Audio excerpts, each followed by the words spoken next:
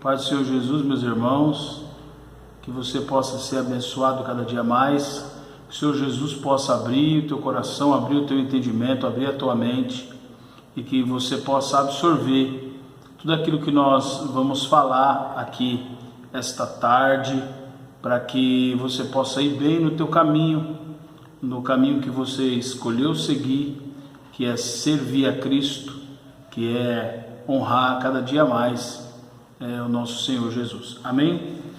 Continuação, nossa terceira aula sobre introdução à bibliologia. Estamos aqui na nossa terceira aula, introdução à bibliologia. Lembrando, como nós começamos todas as nossas aulas, o tema central desse assunto é conhecendo um pouco mais sobre a Bíblia, sobre a palavra de Deus, sobre esse livro maravilhoso que Ele nos deixou para que nós pudéssemos aí seguir o nosso rumo, seguir o nosso caminho, rumo à eternidade, rumo à glória, rumo à salvação.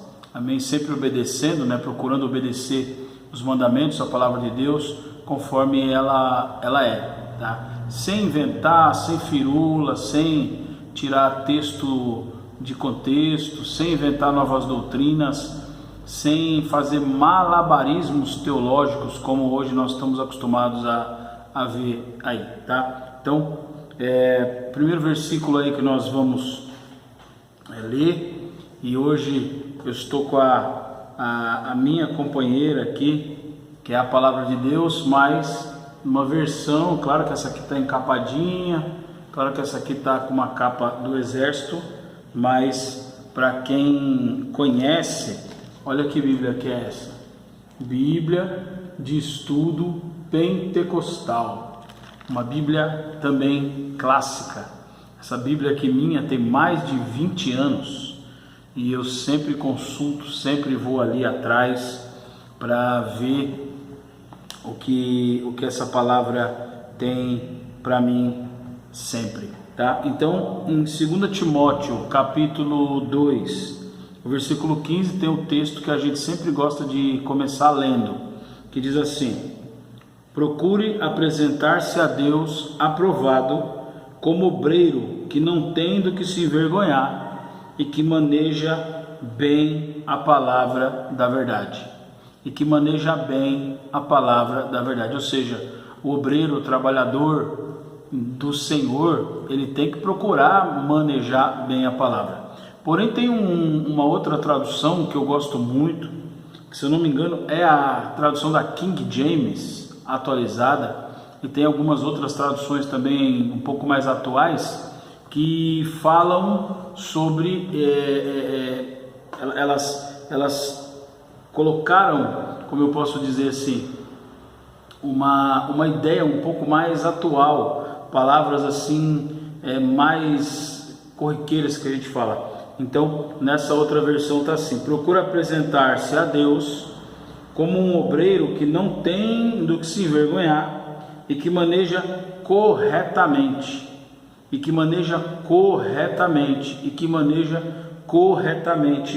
a palavra da verdade. Então, essa é a pegada da escola, é ensinar os irmãos a manejar a palavra da forma que ela é, ou seja, manejar a palavra de forma correta, porque manejar a palavra de forma incorreta, muitos já fazem, muitos já fazem isso, manejar a palavra de forma errada, de forma que não tem nada a ver, muitas vezes distorcendo a ideia original que o Senhor quis colocar ali para nós seguirmos. Então, o obreiro ele tem que manejar corretamente. Nós temos aí, na nossa caminhada, visto muitos e muitos irmãos e irmãs que dizem que entendem a palavra, uns até que já leram a Bíblia diversas vezes inteira, de Gênesis a Apocalipse, outros que já fizeram cursos e mais cursos de teologia, cursos e mais cursos disso, daquilo outro, que então esses manejam bem a palavra, eles sabem manejar bem a palavra. eles sabem que versículo está, em que lugar, eles sabem o que está escrito em tal lugar, como é o grego, como é o hebraico, se aquilo foi escrito em aramaico, se aquilo, eles sabem muito bem, mas manejar corretamente, como tem que ser, aí já é outro patamar, aí já é uma outra história, porque você tem aí pastores e líderes e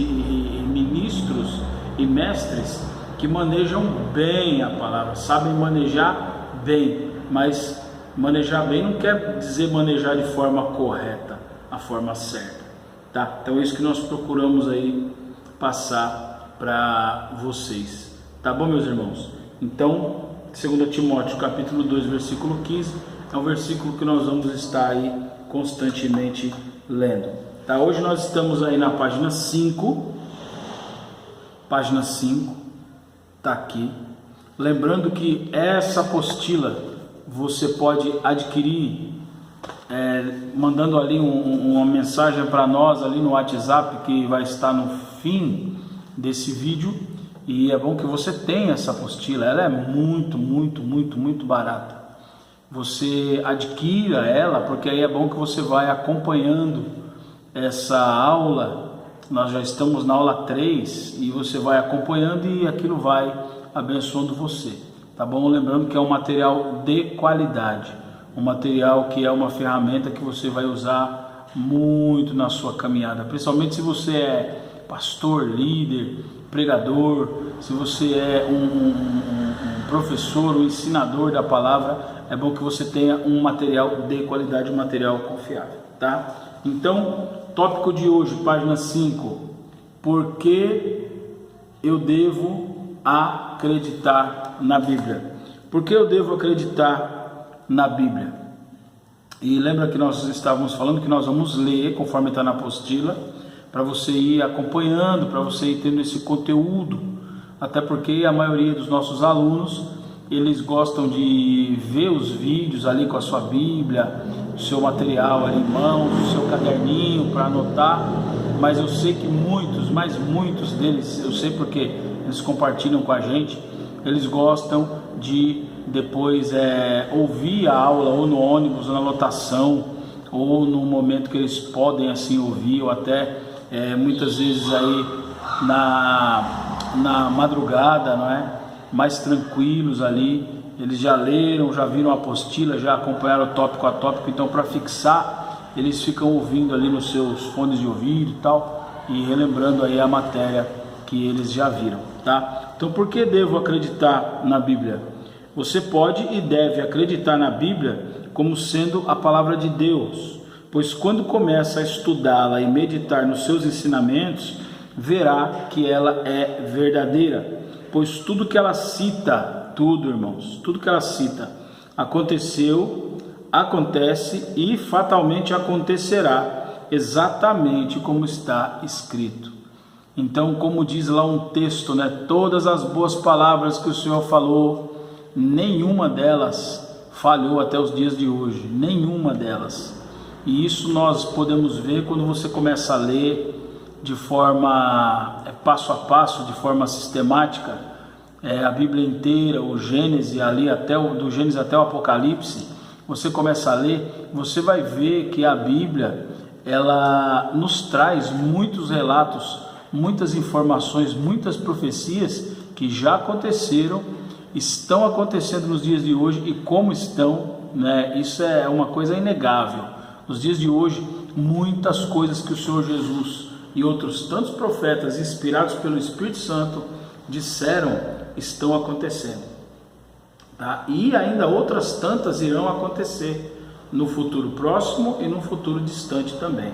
Então basta só você ir lá e meditar e pesquisar na palavra, você vai ver que tudo isso é verdade, amém? Então é só comparar as informações ao seu redor, dá uma olhada ao seu redor, e se você é um estudante da Bíblia, você vai ver que realmente o que está acontecendo hoje é o que foi profetizado lá atrás. É a humanidade que não se atenta, é a humanidade que, como diz um amigo meu, fica comendo mosca, fica ali borboletando, não está percebendo nada. Mas se estudasse a Bíblia, se verificasse a palavra de Deus, veria que aquilo já foi profetizado, aquilo já foi avisado, e a parte que o inimigo não quer, e aliás é por isso que ele não quer que você leia a palavra, que você estude a palavra, é porque a palavra ela te dá a profecia, ela te mostra o contexto que aquela profecia vai ser, como que a gente pode falar, aquela profecia vai acontecer, ela vai se desenvolver, o contexto, né? Que ela vai acontecer, que ela vai se desenvolver ali naquele período, mas ela também te dá ali uma receita, te dá as diretrizes, te dá o conselho, te dá o ensinamento para como você resistir àqueles acontecimentos, para como você não ser atingido por aqueles acontecimentos, como você ser protegido no momento ou na hora que a profecia estivesse se cumprindo. Então o inimigo não quer isso, ele quer que todo mundo seja condenado, quer que todo mundo passe por aquela tribulação, por aquele problema, e que a pessoa, claro, no meio do problema, que ela venha desanimar, e ela venha ou blasfemar de Deus, ou ela venha desanimar, ou ela venha a desistir do caminho, venha a sair fora, não é, da palavra do Senhor, tá bom? Então, você vai ver. É só comparar as informações ao seu redor, no mundo e na história recente e em tempo real, e você verá que ela realmente diz a verdade. A palavra realmente diz a verdade. O rei Salomão, ele deixou uma informação curiosa no livro de Eclesiastes, quando disse, né, Eclesiastes 1, capítulo 1, versículo do 9 ao 10, que diz assim: o que foi, tornará a ser. O que foi feito se fará novamente. Não há nada novo debaixo do céu, ou debaixo do sol, desculpa. Não há nada novo debaixo do sol. Haverá algo de que se possa dizer: veja, isto é novo? Não, já existiu há muito tempo, bem antes da nossa época. Então, o rei Salomão, ele está dizendo ali que as coisas, elas vêm de forma acontecendo como se fosse uma espiral, não é? Um círculo vicioso. Elas vêm acontecendo nas épocas, nas eras passadas, e o povo não abre os olhos. A Bíblia já dizia isso. O Mestre Jesus já dizia a quem quisesse ouvir há mais de 2000 anos atrás: examine as Escrituras, examine as Escrituras. Examine as Escrituras, porque vocês sabem que as Escrituras, nos ensinam o caminho da vida eterna. E essa vida eterna, esse caminho para a vida eterna, passa por Jesus.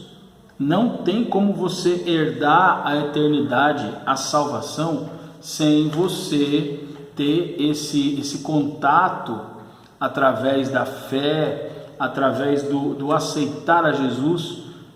Não tem como você ter a vida eterna, você ter a salvação, se você não entregar a tua vida mesmo de verdade a Jesus. Porque ele, em outro texto, já dizia: ele é o caminho, ele é a verdade, ele é a vida. Ele é o caminho, ele é a única forma de nós herdarmos a salvação. E eu não vou entrar aqui em detalhes, e nem vou ficar rebatendo aí doutrinas, filosofias e talalá e tudo mais, até porque eu já vim de algumas delas, eu sei o final de tudo isso, eu sei onde desemboca. Desemboca sempre nas verdades bíblicas ditas por Jesus. Então, eu não vou entrar nesse mérito aí.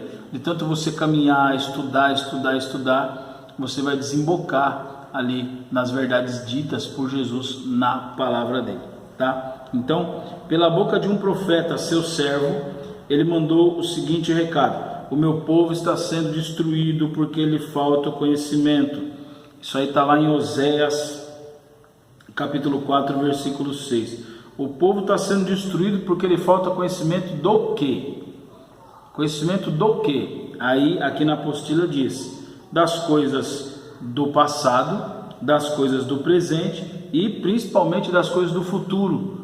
Principalmente das coisas espirituais, lógico, as coisas físicas também, mas principalmente das coisas espirituais.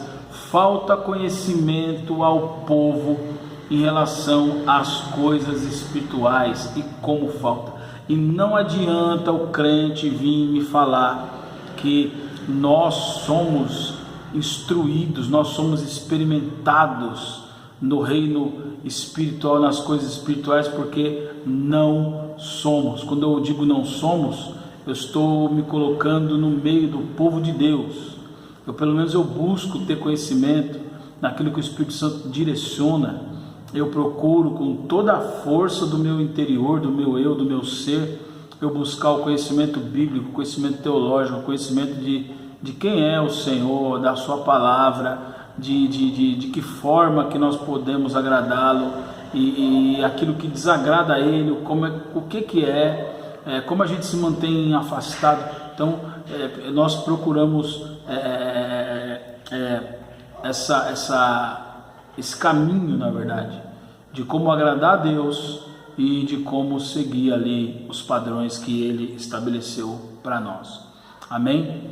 Então, é o básico, meus irmãos. Isso aqui é o básico. O meu povo é destruído porque lhe falta o conhecimento das coisas espirituais, principalmente, da história bíblica, né, de quem é o Senhor, de quem é Jesus, de quem é o Espírito Santo, e falta o básico. Isso que é triste, falta o básico.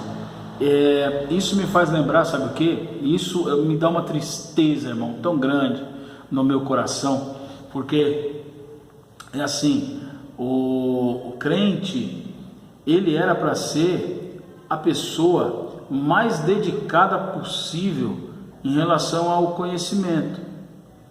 O crente era para ser aquele camarada que ele ia atrás de conhecer ao Senhor, de buscar o Senhor, de entender quem Ele é, de entender o que lhe agrada, o que lhe desagrada, entender o Senhor Jesus, entender o Espírito Santo. Aí alguém santarrão vai querer falar assim: mas não tem como a mente humana entender a Deus e compreender a Deus. Isso é conversa, sabe de quê? De gente preguiçosa. O crente é muito preguiçoso na parte dos estudos, na parte intelectual, na parte de buscar. O crente quer coisa pronta, e quanto mais pronto para ele, melhor, porque aí ele não vai ter esforço para fazer. Então a minha tristeza é essa. Eu vim de algumas filosofias, algumas religiões, mas uma delas, a que mais me chamou a atenção, a que mais me impactou, e é a que eu tenho assim hoje uma base para eu comparar, porque Deus, quando Ele permite da gente ter as experiências da vida, é justamente para isso, para você não cair no erro, para você não repetir de novo os erros do caminhar, e para você ter base de comparação, não é, com as coisas que você vai vivenciando. Então, uma coisa que me chamava muita atenção, vou te falar um pouquinho como era lá, não vou falar o nome da filosofia, da religião, para não divulgar, não fazer propaganda, mas essa filosofia, ela era assim: você entrava, mas para você fazer parte daquela filosofia, daquela religião, não liga não que a rua aqui é na frente aqui da igreja, uma avenida, então aí passa gente brigando, passam bêbados, buzina carro, passa carro vendendo de tudo que você pode imaginar. Então é normal, barulho de buzina, barulho de polícia, barulho de tudo. Então foca naquilo que nós estamos falando aqui. Então, para você participar, fazer parte dessa filosofia, qualquer tipo de gente, era apresentado para você ali, nas primeiras vezes que você ia e tal, era apresentado para você a doutrina de forma mastigada. De que forma? Em forma de palestras, em forma de panfletos, e você estava ali sentado ali, dentro ali, né, cultuando lá o que você cultuava, e aí você tinha os panfletinhos assim, né, uns pequenininhos, e ali era a base, era da doutrina, da filosofia, era apresentado para você de uma forma simples, uma forma até mesmo meia caricata muitas vezes, mas eu achava interessante, porque dessa forma é que o povo aprende, o povo simples, o povo leigo, é dessa forma que o povo aprende, com uma linguagem mais simples, uma linguagem mais informal, uma abordagem assim mais de boa, mais tranquila, não é? Mais simples também. E aí era apresentado para você, conforme você ia caminhando ali naquela filosofia, te era apresentada a doutrina mais assim coesa, vamos dizer, mais básica, vamos dizer assim. E tinha até as escolas dessa filosofia, todas elas eram tal básico, tal nível básico, tal nível básico. Para quê? Para as pessoas saberem que aquilo ali era a base da filosofia, a base doutrinária daquela religião. E aí as pessoas começavam a ter contato com 5 obras, 5 livros, 5 livros as pessoas tinham contato. E esses livros não tinham uma linguagem simples, a linguagem era de uma linguagem de médio para frente, sabe? Alguns deles, principalmente os últimos 2, que eram os últimos 2 que você deveria ler, que eram passo a passo. Eles tinham uma linguagem um pouco mais assim, como é que eu posso dizer, um pouco mais pesada, um pouco mais acadêmica, uma linguagem um pouco mais difícil de se entender, mas tinham os professores, os mestres, os líderes ali que faziam questão de ensinar aquelas pessoas, de doutriná-las e tal. E eu nessa religião, eu me tornei um mestre também. E aí isso me foi incumbido também de estar passando isso para outras pessoas. Eu fui líder de grupos de jovens, grupos de adolescentes, grupos de pessoas assim um pouco mais jovens e tal. Você sabe, quem trabalha com essa categoria de pessoas sabe que é chumbo grosso, não é fácil, não é qualquer coisa que eles engolem, não é qualquer coisa que eles aceitam. E ali eu tomava conta de muitos e muitos e muitos jovens, e eu cresci ali dentro, mas cresci muito. Eu escrevia para um jornal muito grande deles, né, como se fosse assim uma espécie de colunista, vamos dizer assim, não é? Nós levávamos esses meninos aí para encontros mensais, encontros regionais, encontros gerais. A gente levava a minha turma, ela era na época uma das maiores. Eu cheguei a liderar uma turma com quase 40 pessoas, às vezes tinha mais, às vezes tinha menos, mas eram turmas assim abarrotadas de jovens e adolescentes e tal.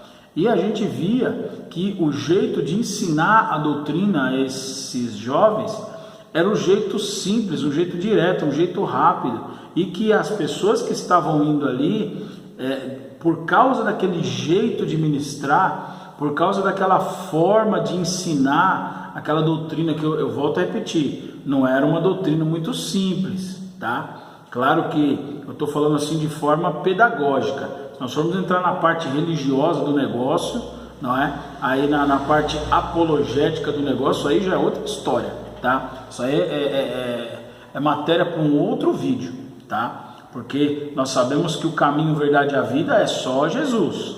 Nós sabemos que o caminho é a palavra de Deus.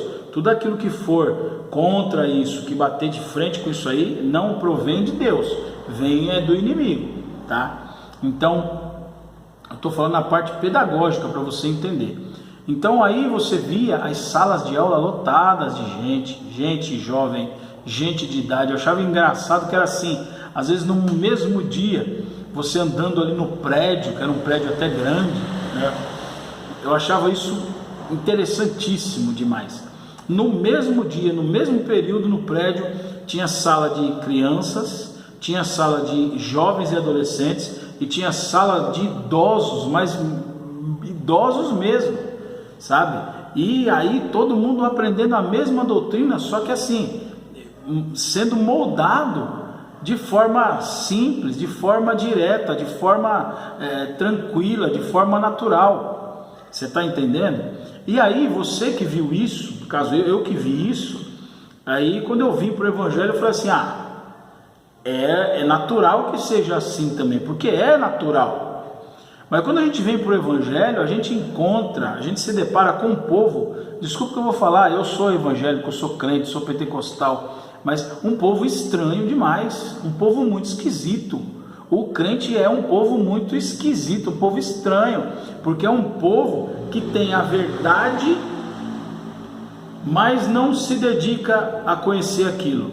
Tem o Deus dos deuses, o Senhor dos senhores ali, e ferramentas para conhecê-lo, ferramentas para saber quem ele é, irmão. Curiosidade, sabe, curiosidade é uma coisa nata do ser humano, mas o crente parece que ele não tem curiosidade, tem curiosidade para outras coisas, mas para isso não é?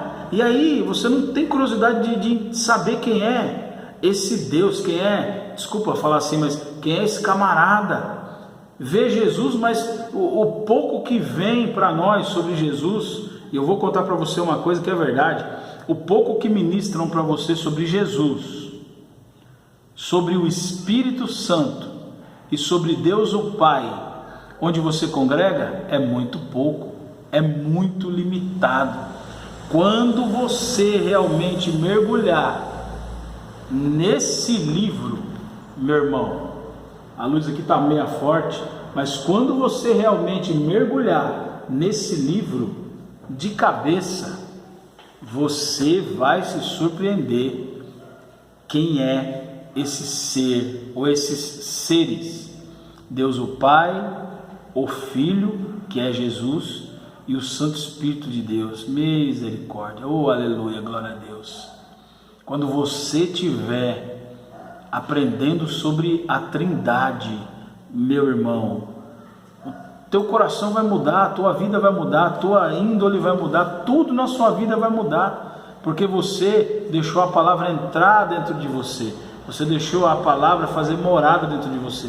Então agora você tem referência, você tem informação sobre ele, e aí sim, meditando na palavra, é que você vai ali dia após dia: poxa, eu não posso fazer isso porque desagrada a ele, eu não posso fazer isso porque isso vai contra o que ele disse na palavra dele, eu não posso fazer isso, nem pensar isso, nem agir assim, porque isso aqui entristece ele. Está me entendendo? Então isso é uma coisa maravilhosa. Você está entendendo por que as pessoas se comportam desse jeito e fogem das aulas, fogem de ler a palavra? Eu costumo dizer, irmão, é curto e grosso, é direto, para você ter uma ideia como que a coisa é. Eu falo isso por experiências próprias, nesse decorrer aí da nossa caminhada com várias igrejas, vários grupos, vários ministérios, vários pastores, vários nomes, várias denominações, várias frentes de trabalho, capelania, escola teológica, escola de criança, escola de obreiro, curso preparatório para isso, para aquilo outro. A gente já vê tanta coisa, mas tanta coisa. Engraçado que é assim, né? Guarda isso. Aquilo que não é importante para você é a primeira coisa que você vai jogar fora do guarda-roupa, tá? Aquilo que não é importante para você é a primeira que você vai descartar. Você guardou isso? Vou repetir. Aquilo que não é importante para você. Imagina ali um guarda-roupa bonito, cheio de coisa, roupa, sapato. Tem gente que guarda sapato dentro do guarda-roupa, né? Principalmente mulher. Mas imagina, bolsa, sapato, todo tipo de coisa, todo tipo de bugiganga ali dentro daquele guarda-roupa, daquele armário, vamos dizer assim. Aquilo que não é importante para você, não está nem aí, aquilo que vai ser a primeira coisa que vai ser lançada fora, para dar lugar a uma outra, tá? Então pensa nisso, baseado nisso. E aí o que acontece? Quando os ministérios, que eu digo ministérios, são igrejas, comunidades, ajuntamentos e tal, quando eles estão em dificuldade, vamos supor lá, bateu uma dificuldade no ministério, plá! Aí o ministério tem grupo de senhoras, grupo de jovem, grupo de varão, grupo de adolescente, grupo de gesto, grupo de eventos, grupo de terceira idade, grupo disso, grupo daquilo, grupo de evangelismo, grupo de missões, aí tem a escola bíblica, a escola teológica, aí, tudo mais. Aquilo que não foi importante para você é a primeira coisa que você vai tirar fora. Então, numa eventual situação de problema no ministério, que é preciso enxugar os departamentos, quais são os departamentos que você acha que vão primeiro? Nós temos visto isso. Vão aqueles departamentos, os que vão ser excluídos, são aqueles departamentos que não têm importância para a igreja. E isso é uma triste realidade. Aí sabe quais são os departamentos que vão ser excluídos? É sempre assim.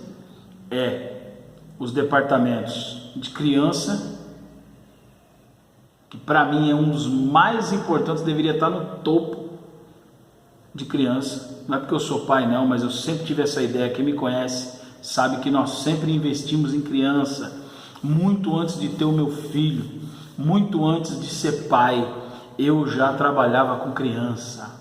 E eu adoro criança, sempre gostei, porque eu tenho na minha mente, no meu coração, que uma criança bem cuidada, uma criança bem instruída, como a palavra diz, vai gerar um trabalhador, um obreiro, um pastor, um líder, um ministro que maneja corretamente a palavra de Deus, não tendo que se envergonhar, e o principal, não vai dar trabalho.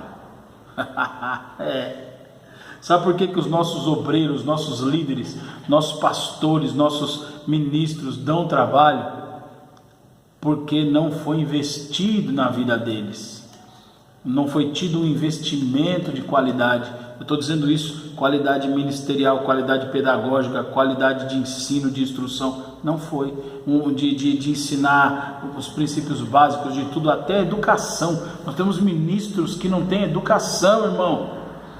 Temos líderes aí que não têm o mínimo de educação. Chega na igreja e não cumprimenta ninguém. É aquela arrogância, aquela empáfia, sabe? E fala na hora que não tem que falar. E você vai repreender, já vem com 500 pedras na mão, não aceita a repreensão. Ou seja, são pessoas desequilibradas, porque não tiveram formação de qualidade, formação correta, tá? Então, o eventual problema nesse ministério, a primeira coisa que vai ser cortada é o ministério infantil, e ali junto com ele as coisas relacionadas à palavra, a escola bíblica dominical, a escola teológica, primeira coisa que vai ser cortada. Aí você põe na balança, vamos ver, o grupo de senhoras ou a escola bíblica? Não, escola bíblica, grupo de senhoras não que tem que ser cortado, você está entendendo? Questão de importância. O grupo de gestos, né? O grupo não sei do que, ou o negócio lá da teologia. A teologia vai rodar, pode ter certeza. Então, aquilo que não tem importância para você é a primeira coisa que vai rodar, vamos dizer assim. Você é direto e reto, é o que vai rodar. Isso tem acontecido muito nas igrejas, tá? E o outro lado, se a tua igreja ela não tem mesmo, você entrou na igreja, você aceitou Jesus, você está na igreja, ela não tem escola teológica, escola bíblica, ela não tem nada que instrua as pessoas. Mas eu estou falando assim, o pastor uma vez por semana, ele pega a Bíblia lá e ele vai e ensina a gente. Não, está errado.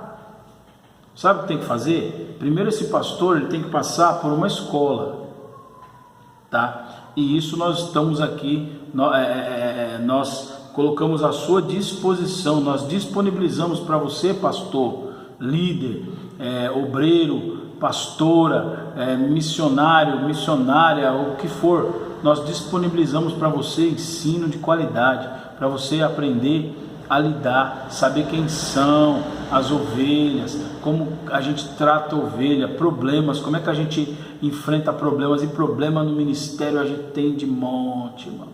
É um atrás do outro, são coisas assim que a gente fica até sem saber muitas vezes o que fazer.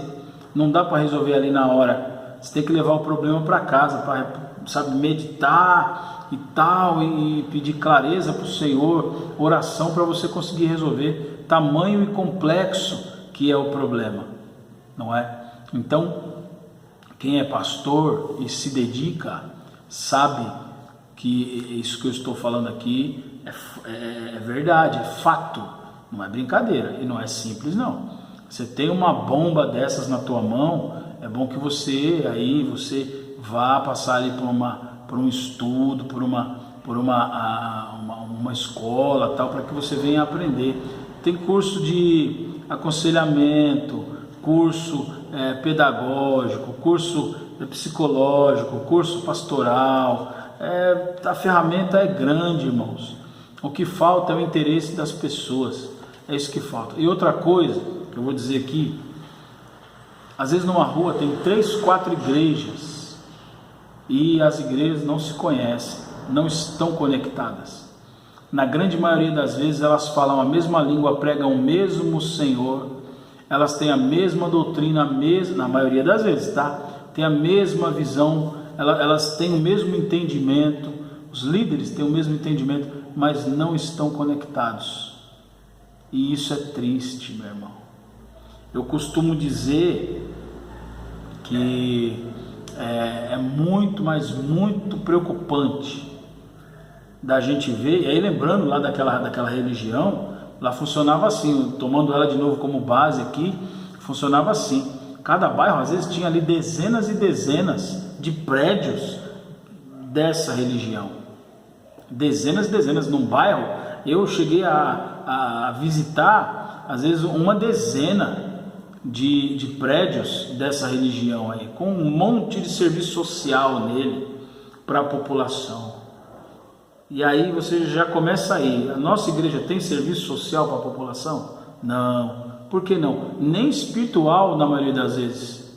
O que é o serviço social espiritual? É a oração pelos irmãos. Às vezes a pessoa o líder não tem coragem de colocar um caderno de oração na porta da igreja, para as pessoas irem ali colocar. O teu vizinho às vezes não quer entrar na igreja, mas ele quer pôr o nome ali dele e da família, tal, de alguma pessoa, para oração.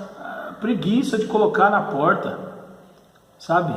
Pão durice de comprar uma mesinha, dessas mesinhas que nem essa aqui, mesinha de ferro, né, baratinha, comprar um caderno ali universitário, colocar uma meia dúzia de caneta ali, pôr um obreiro ali para ficar, né, oração, tal.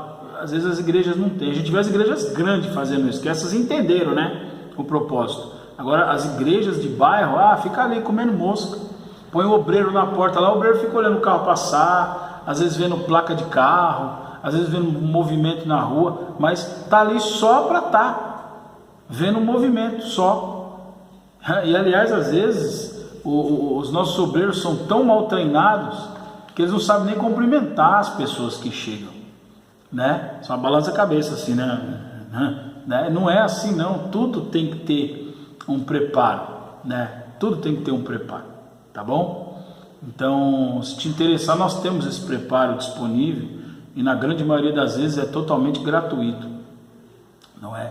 Então, qualquer coisa entre em contato com a gente. No final do vídeo tem lá o nosso telefone, nosso contato, e aí a gente vai te dar ali o passo a passo como fazer, tá bom, meu irmão?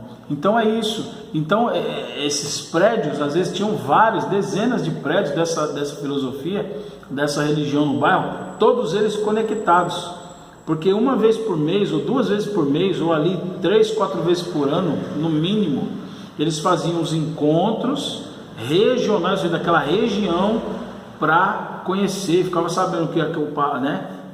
Fulano era o líder de tal lugar, Cicano de tal lugar, tinha nome, trocava telefone e tal. Eu presenciei muito isso. Agora nós não vemos isso no meio evangélico.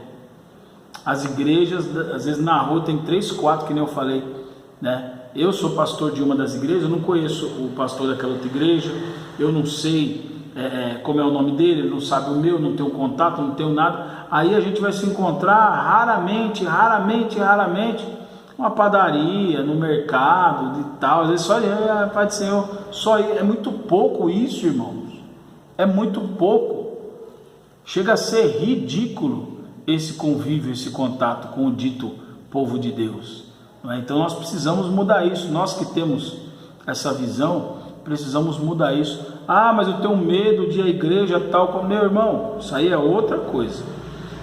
Eu sempre falo isso, o pastor que tem medo que as suas ovelhas saiam da igreja para ir para outra igreja, é porque ele já está ali meio com medo mesmo, sabe? É insegurança, é inseguro, porque sabe que não doutrina a igreja direito, não ensina a igreja direito, não faz o dever de casa, e aí, claro, uma hora ou outra a pessoa vai embora, não é? Então, é isso daí, tá bom, irmãos? Então, vamos lá. Provas da inspiração da Bíblia. Olha o desenho, o bonequinho. Eu digo que esse bonequinho aqui, ele é o símbolo, ele é o mascote da teologia. Por quê? Da nossa escola, né, de teologia. Por que ele é o símbolo, é o mascote da nossa escola? Porque você vê que ele é um detetive, ele está com uma lupa na mão ali. Isso quer dizer o quê? Está investigando, está examinando, está ali, ó, buscando. Conforme os crentes de Bereia fizeram. Quando pregadores foram para Bereia, ou quando iam para Bereia pregar, a igreja de Bereia pregar, e eles estavam ali pregando e os crentes estavam ali abrindo as suas Bíblias da época ali, para comparar aquilo que os pregadores estavam falando, se era verdade mesmo ou não. E se estivesse falando a verdade, os caras, aleluia, glória a Deus. Se estivesse falando mentira, final do culto o chicote estralava, não é? Era interrompido aquela pregação, aquela ideia, porque o que eles pensavam é que a palavra tem que ser pregada, mas pregada corretamente. Lembra do 2 Timóteo? É assim que tem que ser, tá? Então, o símbolo do teólogo é esse daí, é investigar, é você ir ali e pesquisar, é você meditar, você ter ali as provas na sua mão, né? Qual que é as nossas provas? As nossas provas são as histórias bíblicas aqui, ó, escritas, catalogadas nesse livro. Aí você vai examinar, você vai investigar, pesquisar, e aí vai ser a sua bênção, amém? Então, perfeita harmonia e unidade da Bíblia, isso aqui é tremendo. A existência da Bíblia até os dias de hoje pode ser considerada um verdadeiro milagre, e é um milagre. Esse livro chegar na tua mão aí, do jeito que ele está, ele é um milagre por si só, tá? Os livros nela contidos, ou seja, na Bíblia, foram escritos por mais de 40 pessoas, exatamente. A Bíblia foi escrita por mais de 40 pessoas, cobrindo um período de aproximadamente 1.600 anos.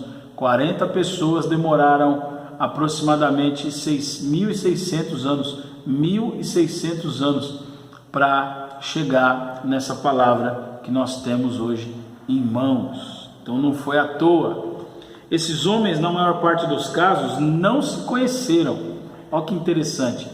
O mesmo assunto, às vezes nós vamos falar aqui mais para frente, o mesmo assunto, uma pessoa começava aquele assunto, aquela ideia doutrinária, e uma outra pessoa numa outra época, aparentemente sem conexão nenhuma de conhecer, de parentesco e tal, essa outra pessoa aqui, tantos anos mais para frente, terminou aquele escrito, aquele pensamento, aquela doutrina, tá? Então, por isso só, e se você pegar os dois e juntar, você vai falar assim, nossa, tem uma unidade, tem união, é uma coisa coesa, parece uma coisa só. E o que é isso? Isso se chama Espírito Santo, porque a inspiração veio de uma pessoa só, o Espírito Santo, que inspirou aqueles homens a escrever aquela palavra, né, aquele texto, tá? Muitas vezes o escritor iniciava um assunto, ó, que eu falei, e séculos depois um outro completava com tanta riqueza de detalhes que somente um livro vindo de Deus poderia ser assim. Há também muitos relatos e profecias sobre épocas, pessoas, acontecimentos tão espetaculares que na época que foram escritos quase ninguém acreditaria que fosse realmente acontecer aquilo, e acontecia exatamente do mesmo jeito descrito na palavra. Um exemplo clássico é Noé. Quando Deus avisou Noé que ia chover, que ele ia destruir a terra com um dilúvio. Quem não sabe o que é dilúvio é água, chuva, muita chuva caindo, muita chuva descendo. Quando Deus avisou ele que isso ia acontecer, claro, ele avisou todo mundo, ele avisou a maior parte das pessoas que ele conhecia. E aí as pessoas davam risada, falou: como é que é? Chuva? Naquela época não tinha chuva. Naquela época o máximo que acontecia ali era uma garoinha bem fininha, uma coisa bem, sabe, bem simplesinha mesmo. Mas chuva, do jeito que Noé estava ali falando, profetizando. Ah não, Noé, você tá louco, cara, o que você bebeu? Nunca. E davam risada, tiravam barato, zoavam ele, zoavam a família. Quando viram ele construindo aquele negócio enorme que era aquela arca, o pessoal caçoava, dava risada. Eu tenho certeza que marcava até encontro para ir lá ver aquele tamanho daquela obra, para cascar o bico, né? Já pensou? Que coisa interessante. Mas quando chegou na época de acontecer, meu irmão, quando começou os pingos de chuva cair, aqueles pingos grossos de chuva cair, o povo entrou em desespero. Ou seja, era verdade aquilo que ele profetizou. E foi verdade. E está catalogado na Bíblia aqui para a gente ler. Amém? Quanto à unidade física da Bíblia, por exemplo, ninguém sabe ao certo como 66 livros. A Bíblia tem 66 livros, de Gênesis e Apocalipse. A Bíblia cristã evangélica, a Bíblia que nós usamos, ela tem 66 livros. Ah, tem Bíblias aí que tem mais livros. Isso é assunto para uma outra história. Por exemplo, a Igreja Católica tem 7 livros a mais e algumas adiçõezinhas ali entre um livro e outro, tá? Mas isso é assunto para uma outra época. A Bíblia confiável é a Bíblia com 66 livros, tá bom? Então, podemos até questionar quanto à ordem cronológica de alguns deles, mas quanto à sua harmonia, jamais. A harmonia da Bíblia é uma coisa fantástica, tá? A Bíblia explica a própria Bíblia, com certeza foi obra de Deus, com certeza é obra de Deus a palavra do jeito que ela está aqui para nós. A aprovação da Bíblia por Jesus. Jesus Cristo é sem dúvida a pessoa e o nome mais conhecido no mundo. Inúmeras pessoas creem que ele fez milagres, creem que ele ensinou filosofias de amor, de esperança, justiça, etc., como nenhum outro crê, mas não creem na Bíblia. Muitas pessoas falam: Jesus e tal, mas não acreditam na palavra, não acreditam mesmo. E por quê? Por que elas não acreditam na palavra? Se elas dizem que seguem a Jesus, que amam a Jesus, que é o mestre delas, que é o salvador delas, que elas admiram a Jesus, por que elas não seguem a Bíblia? Porque elas têm essa ideia que foi passada aí pelo mundo, né, pelo inimigo das nossas almas, que a Bíblia, ela é um negócio que foi escrito por homens, não é? Que foi um negócio escrito da cabeça desses homens. Aí quando você fala, a Bíblia foi escrita por mais de 40 pessoas, tá vendo aí? 40 pessoas, cada um com um tipo de filosofia, cada um com um tipo de cabeça. Então a Bíblia tem um monte de tipo de ideias e tal, que é tudo fruto da cabeça do ser humano. Só que aí, isso é ideia de quem não estuda, isso é ideia de quem não sabe nada da Bíblia. Porque se soubesse, se lesse a Bíblia, e essa época que nós estamos vivendo, meu irmão, é tremenda. Porque o que tem de gente que não conhece a Bíblia, nunca passou perto de uma Bíblia, sabe? E quer falar para nós como é que a gente tem que se comportar, como é que a gente tem que andar, como é que a gente tem até que como é que eu posso dizer? A gente lidar, como é que a gente tem que lidar até com a palavra. Essas pessoas querem nos ensinar. Então, isso já é motivo de você cair na risada, de você dar risada demais. É semelhante a um médico, ele parar num lugar assim, aí vir uma pessoa leiga qualquer e pegar e falar assim: olha, doutor, o senhor está fazendo tudo errado, viu, doutor? Porque para essa doença aqui, o remédio é tal. E querer, a pessoa nunca entrou numa universidade, numa faculdade de medicina, nunca estudou nada, absolutamente nada, não conhece nada de anatomia humana, nada. e a pessoa vai querer dar uma aula para o médico. É a mesma coisa que está acontecendo hoje. Como é que pessoas do mundo que não têm contato com a palavra, não vão em culto, não frequentam igreja, não são crentes, quer falar para eles, para os crentes, como, andar? é no mínimo engraçado. Eu dou risada. Eu não brigo não, eu não bato boca com gente assim. Eu dou risada só, tá? Porque se conhecesse, não estava falando essas asneiras, essas besteiras que falam por aí, tá?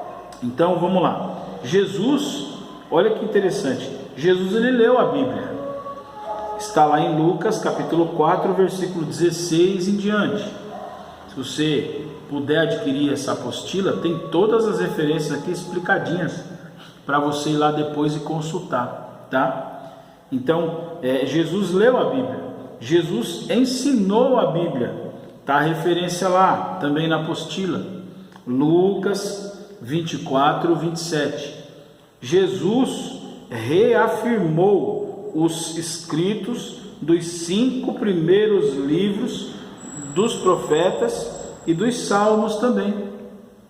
Então, ele reafirmou, ele assinou embaixo os escritos dos 5 primeiros livros: Gênesis, Êxodo, Levítico, Números e Deuteronômio. Jesus, ele reafirmou os 5 primeiros livros de Moisés e os profetas, o livro dos profetas e o livro dos salmos, porque ele citou esses livros aí, ele citou esses livros, amém?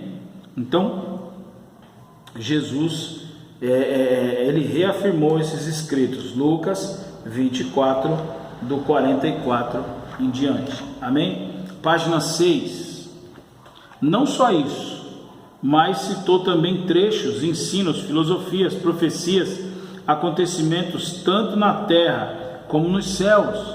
Ele citou coisas que aconteceram ali em outras frentes também, para quê? Para instruir as pessoas, coisas conhecidas e coisas as quais somente a divindade saberia, e isso foi catalogado na palavra para nosso conhecimento. Irmãos, você saber, escrito na palavra, coisas que aconteceu nos céus, que não estariam escritos em lugar nenhum, ele deixou na Bíblia. O Espírito Santo deixou na Bíblia para nós. Se é curioso, vai lá e lê, pesquisa, você vai ver, coisa maravilhosa. As evidências das Escrituras revelam, sem sombra de dúvida, que Jesus confirmou a autoridade divina da Bíblia. O texto do Evangelho como um todo, com amplo apoio histórico, revela que Jesus era homem de integridade e homem de caráter, homem de verdade. O argumento, portanto, é este: se o que Jesus ensinou é a verdade, e Jesus ensinou que a Bíblia é inspirada, então é verdade que a Bíblia é inspirada e é a palavra de Deus. Se Jesus Cristo possui autoridade e integridade como um mestre, como um rabi religioso, podemos concluir que a Bíblia é, sem sombra de dúvida, inspirada por Deus, tá? O cumprimento fiel e total das profecias. Outra grande prova que apoia a inspiração das Escrituras é o fato das profecias se cumprirem na íntegra. Não é que a profecia é lançada e se cumpriu um pedacinho, não. Se ela foi lançada e está dizendo ali que se cumpriria tudo que estava escrito se cumpriu. Absolutamente tudo. Centenas de predições, algumas delas feitas centenas de anos antes de se cumprirem, concretizaram-se literalmente. As profecias sobre o Messias, proferidas séculos antes de seu nascimento, a cidade em que ele havia de nascer, a natureza de sua concepção e nascimento, cumpriram-se literalmente e com toda a precisão quanto a tempo, local e outros detalhes. Ou seja, no Velho Testamento já existiam profecias sobre Jesus, o lugar onde ele ia nascer, condições que ele ia nascer, a família que ele ia nascer, o local que ele ia nascer, que ele ia nascer numa família pobre, que ele ia nascer numa condição ali, meu irmão, dá pena, dá muita pena. Quando você vai ler ali nos evangelhos o nascimento de Jesus, como era o lugar, sabe, o ambiente onde ele nasceu, as dificuldades da família, você fica até triste de ver. Tem o lado teológico disso, você fica alegre de saber o porquê, né? Mas quando você tem o primeiro contato de ler aquilo ali, você fica muito triste, muito chateado. E aí quando a gente na época, a gente vê por aí, né, aqueles presépios e tal, Jesus ali naquele negocinho cheio de mato, sabe, num bercinho cheio de mato, no meio daqueles bichos, sabe, o pai e a mãe deles ali olhando para ele com aquele olhar, né, pensando tanta coisa na cabeça de Maria e José em relação àquele bebezinho. Eu creio que um dos pensamentos era assim: e agora? O que nós vamos fazer? O que nós vamos oferecer para esse pequenininho que está aí? Como vai ser daqui a 10, 15, 20, 30 anos? Nós vamos ter conseguido cuidar dele? Nós vamos ter conseguido desenvolver bem a nossa missão? É o pensamento de todo pai, de toda mãe, não é? E quando você tem aquele primeiro contato com essa história, teu coração entristece de você ver a dificuldade. E a gente que é pai fica imaginando: nossa, o que ele comia, né? Se ele nasceu desse jeito, o que davam para ele comer? Hoje a gente, nos nossos filhos, a gente quer tudo do bom e do melhor, né? A gente quer dar papinha, quer dar comidinha, quer dar o leitinho melhor, quer dar condição. Se tá ali uma noite fria, você vai toda hora no berço da criança ver como que a criança tá, né? Se tá passando frio, se tá meio descoberta e tal. A criança, às vezes, quando ela tá meio espirrando ali, você fica preocupado, você fica pensando em hospital, você fica pensando em um monte de coisa. E Jesus? Ah, mas eles foram avisados pelo anjo e tal. Mas, meu irmão, e o coração humano de José e de Maria? E as preocupações humanas de José e de Maria? E tem, acho que 2 trechos na Bíblia, se eu não me engano, que diz assim, que Maria via as coisas e guardava no coração. É o que o pai e a mãe muitas vezes faz. Vê a situação, vê ali e guarda no coração, porque não tem o que fazer, né? É orar a Deus e pedir: Senhor, toma conta. E não tem o que fazer, é guardar no coração. Amém? Então, tá tudo aí. Aqui na apostila tem as referências disso direitinho assim, para você dar uma olhada lá depois, tá? O cumprimento da profecia de Ezequiel 37, que é o vale de ossos secos, para a gente dar um exemplo, né, do cumprimento das profecias na Bíblia. O vale de ossos secos, lá descrito em Ezequiel 37, que prediz sobre a restauração de Israel e seu estabelecimento como nação em andamento perante os olhos nos dias de hoje. Aliás, né, o cumprimento da profecia de Ezequiel 37, o vale de ossos secos, que prediz sobre a restauração de Israel e seu estabelecimento como nação, está em andamento perante os nossos olhos nos dias de hoje. Nós estamos vendo cumprir-se Ezequiel 37 na nação de Israel, literalmente, profecia pedacinho por pedacinho, tá lá, tá? Podemos também refletir em tempo real sobre os sermões proféticos de Jesus sobre o fim dos tempos, as quais estamos vendo hoje e vivendo hoje, né? Grande parte disso aí nós estamos vivendo hoje. Reino contra reino, nação contra nação, doenças misteriosas, pai contra filho, filho contra pai. Desculpa. O amor de muitos esfriará, né? Ele dizia, e nós aqui estamos vendo isso acontecer. O amor está esfriando cada dia mais. E está esfriando de uma forma que assim é generalizada. Não só o amor entre os irmãos, entre pessoas, como o amor entre o ser humano e Deus. Está frio, está esfriando cada dia mais. É só você dar uma olhada por aí e você vai ver. Principalmente o povo evangélico. Está numa frieza tão grande. Irmão, eu desconfio que uma igreja, para poder ela dar um grau nos membros daquela comunidade, para os irmãos dar um sorrisinho no rosto, para dar uma alegriazinha. Camarada ter que fazer o que faz hoje, transformar o púlpito da igreja num palco de circo, transformar os eventos da igreja em coisas assim mirabolantes. Ah, meu irmão, sinto muito, isso é sinônimo de que o amor esfriou, porque quem ama, a própria Bíblia diz, quem ama não espera nada em troca. O amor, ele é sofredor, ele é benigno, não espera nada em troca, ele faz porque ele ama. O crente tem que ir para a igreja porque ele ama o Senhor, ele tem que estar no culto porque ele quer a presença de Deus na vida dele, não porque ele quer rir, como hoje as pessoas convidam aí artistas de stand-up. Não tenho nada contra, eu gosto de dar risada, eu gosto de me divertir, mas tem hora e tem hora, né, irmão? E as piadas que esse pessoal de stand-up gospel está fazendo com a igreja, com irmãos, com prática, com doutrina, é um negócio que é pesado demais. Não precisa disso.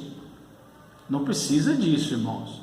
Você transformar, que nem uma igreja aí transformou o culto numa balada, culto de balada para novinha, chamando as novinhas para o culto, para balada, meu Deus do céu, transformando o ambiente da igreja num bar, sabe? Eu não vou nem entrar no mérito do que estão fazendo aí com a decoração da igreja, que isso aí é assunto para um outro dia, mas isso aí está demais, está terrível, está complicadíssimo.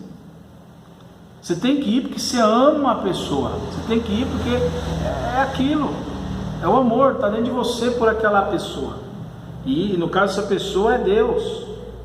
Você tem que ir para a igreja porque você ama a Deus, você tem que estar ali cultuando porque você ama a Deus, não você tem que criar alguma coisa para... Lógico, eu sou a favor da igreja, ela ter os ambientes aconchegantes, ela ter os ambientes assim legais, né? Eu costumo dizer, tomar até como um exemplo, a gente fala que é engraçado, mas é um negócio legal. Tem uma igreja que nós fomos ministrar um tempo desse, e a igreja tinha máquina de café na entrada. É isso mesmo, máquina de café na entrada. Vários e vários tipos de café, cappuccino, café não sei o que, expresso, com chocolate, café com espuma, café com... Irmão, dá vontade nem de você entrar para a igreja, dá vontade de você ficar ali tomando café. Quem gosta de café que nem eu, aí ficou eu e um pastor amigo meu ali, sabe, na frente da igreja até começar o culto, saboreando os cafés, e os irmãos, prova esse pastor, prova aquele. Meus irmãos, uma maravilha, uma coisa fora do normal. Tem igrejas que tem máquina de refrigerante, né? Tem igrejas que tem a poltrona aquecida, tem igrejas que tem um monte de coisa, irmão. Eu estou esperando aí alguma igreja ter aquela poltrona que faz massagem, aí você já imaginou que da hora? A gente brinca, né, mas não precisa de nada disso. Se o motivo que